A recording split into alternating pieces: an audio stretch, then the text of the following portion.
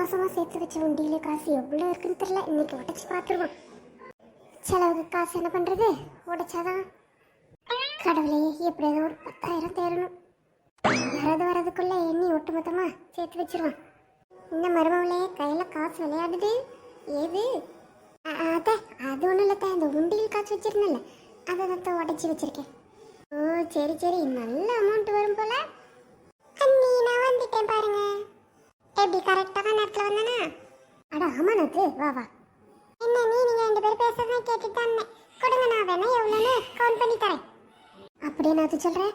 சரி சரி, நீ தான் கணக்கில் புள்ளியாச்சே.